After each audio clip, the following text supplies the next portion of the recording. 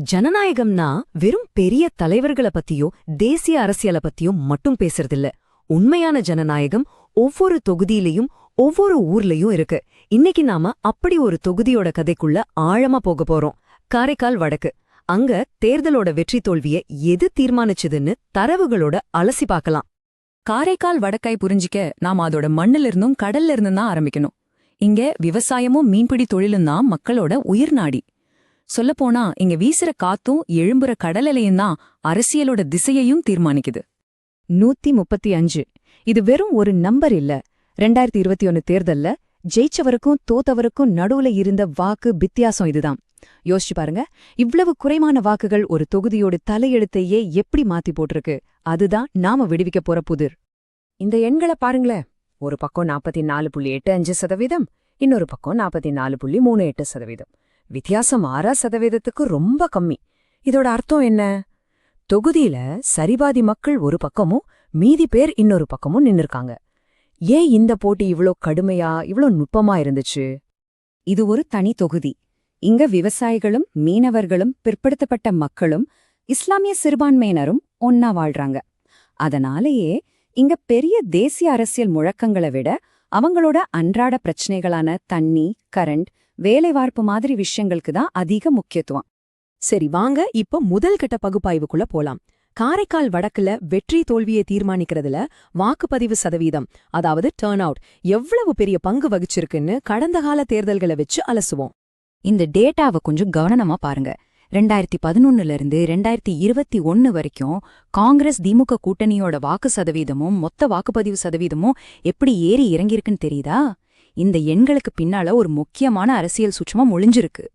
இங்கதான் அந்த சூட்சமம் ரொம்ப தெளிவா தெரியுது. 2011ல 83%க்கும் மேல வாக்குப்பதிவானப்போ காங்கிரஸ் கூட்டணிக்கு ஒரு பெரிய வெற்றி கிடைச்சது. ஆனா வாக்குப்பதிவு குறைவா இருந்த வருஷங்கள்ல அவங்களோட வாக்கு வங்கி சரிஞ்சிருக்கு. இதுக்கு என்ன அர்த்தம்? வாக்குப்பதிவு அதிகமானா கூட்டணிக்கு சாதகம், குறைஞ்சா பாதகம். இந்த தரவுகள் நமக்கு சொல்ற பாடம் ஒண்ணுதான். தேர்தல்ல ஜெயிக்கிறதுக்கு ஆதரவாளர்களை வாக்குச்சாவடிக்கு கூட்டிட்டு வர்றதுதான் முதல் படி. இதுதான் அடிப்படையான விஷயம். அரசியலமைப்பு நமக்கு கொடுத்திருக்கிற உரிமைய கண்ணியத்தோடையும் பொறுப்போடையும் பயன்படுத்துறது ஒவ்வொரு குடிமகனோட கடவை. ஆனா ஒரு கேள்வி இருக்குல்ல, மக்கள் ஏன் வாக்களிக்க வராங்க அல்லது ஏன் வரமாட்டேங்கிறாங்க? இந்த கேள்விக்கு பதில் வேணும்னா நாம காரைக்கால் வடக்கு மக்களோட மனசுக்குள்ள போய் அவங்க என்ன நினைக்கிறாங்கன்னு பாக்கணும். அவங்களோட உண்மையான பிரச்சனைகள் என்ன? மக்களோட தேவைகளை வரிசைப்படுத்தி பார்த்தா 2 விஷயம் முதலிடத்துல நிக்குது. ஒன்னு தடையற்ற குடிநீர் மற்றும் மின்சாரம், 2வது அரசாங்கத்தோட நலத்திட்ட உதவிகள் சரியா நேரத்துக்கு வந்து சேரணும். இதுதான் அவங்களோட முக்கிய கோரிக்கையா இருக்கு. இது வெறும் புள்ளி விவரம் கிடையாது. இது நிஜ வாழ்க்கை. கோடை காலத்துல ஒரு குடம் தண்ணிக்காக காத்துக்கிட்டு இருக்கிற ஒரு தாயோட முகம், பரீட்சைக்கு படிக்கிற பையன் கரண்ட் இல்லாததால மெழுகுவர்த்தி வெளிச்சத்துல படிக்கிற காட்சி. இதுதான் மக்களின் அன்றாட போராட்டம். அடுத்ததா நலத்திட்ட உதவிகள். நேரத்துக்கு வராத முதியோர் ஓய்வூதியம் ஒரு வயசானவரோட பசிய போக்காது இல்லையா? கிடைக்க வேண்டிய அரசு உதவி லேட்டா கிடைக்கிறது ஒரு குடும்பத்தோட கனவையே சிதைச்சிடும். இதுதான் மக்களின் வலி. சரி, மக்களோட பிரச்சனைகளை பார்த்துட்டோம். இப்போ 2021 தேர்தல் முடிவுகளுக்கு பின்னால இருந்த கட்சிகளோட பலம், பலவீனம், அப்புறம் வாக்காளர் ஆதரவு எப்படி இருந்துச்சுன்னு கொஞ்சம் ஆழமா பார்க்கலாம். இந்த ஏற்ற இறக்கங்களை பாருங்க. 2011ல ஒரு மகத்தான வெற்றி, 2016ல வரலாறு காணாத சரிவு, 2021ல மறுபடியும் எழுந்து வந்து நூல் இழையில தோல்வி. இந்த நிலையற்ற தன்மை என்ன காட்டுதுன்னா, வாக்காளர்களுக்கும் கூட்டணிக்கும் இடையே ஒரு நிரந்தரமான வலுவான உறவை இல்லைன்னு காட்டுது. ஏன் இந்த தடுமாற்றம்? இங்கதான் முக்கியமான வித்தியாசம் இருக்கு. எதிரணி ஒரு பாறை மாதிரி 40-49% வாக்குகளை நிலையா வச்சிருக்கு. ஆனா காங்கிரஸ் திமுக கூட்டணியோட வாக்கு வங்கி ஒரு கடல் அலைய போல சில சமயம் கரைய தொடுது, பல சமயம் பின்வாங்கி போகுது. இந்த நிலையற்ற தன்மைதான் 2021ல வெற்றிய பறிச்ச முக்கியமான காரணம். சரி, களத்துல நிலைமை எப்படி இருக்கு? திமுகவோட அமைப்பு ரொம்ப வலுவா ஆழமான வேர்களோட இருக்கு. ஆனா 2016 சரிவுக்கு பிறகு காங்கிரஸ் கட்சி தன்னை மறுபடியும் கட்டமைக்க போராடிட்டு இருக்கு. இதுக்கு நடுவுல வாட்ஸ்அப் மூலமா கிராமங்கள்லயும் இன்ஸ்டாகிராம் மூலமா இளைஞர்கள் கிட்டையும் செய்திகள் பரவுது. இந்த புதுவிதமான களத்துல யார் சிறப்பா செயல்படுறாங்களோ அவங்களுக்கே வெற்றி. ஓகே, பிரச்சனைகள் என்னன்னு பார்த்துட்டோம், அதுக்கான காரணங்களையும் அலசிட்டோம். இப்போ முக்கியமான கட்டத்துக்கு வர்றோம். இதுக்கு தீர்வென்ன? இந்த தரவுகளோட அடிப்படையில மக்களோட நம்பிக்கைய திரும்பவும் ஜெயிக்கிறதுக்கு ஒரு தெளிவான செயல் திட்டத்தை எப்படி உருவாக்கலாம்?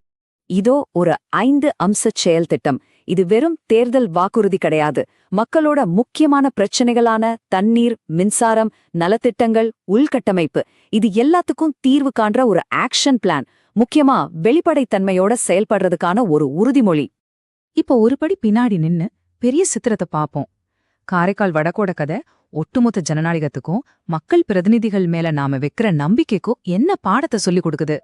உண்மையான ஆளுமைங்கிறது தேர்தல்ல கொடுக்கிற வாக்குறுதிகளை மக்களுக்கும் தலைவர்களுக்கும் இடையேயான ஒரு சமூக ஒப்பந்தமா மாத்துறதுதான்.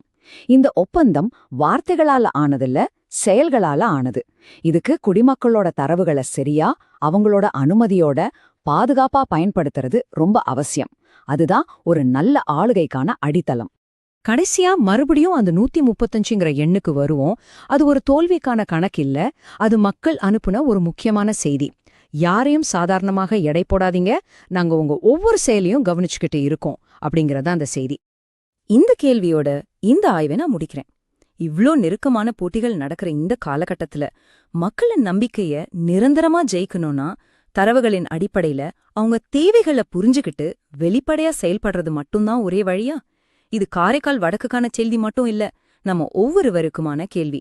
நீங்க ஒரு மக்கள் மைய தலைவரா மாறி உங்க தொகுதியை உயர்த்த விரும்பினால் blueprintstrategies.ai mgr@blueprintstrategies.ai என்ற முகவரியிலோ அல்லது 08042041602 என்ற எண்ணிலோ தொடர்பு கொள்ளுங்கள். அரசியலுக்கு அப்பாற்பட்ட நோக்கு.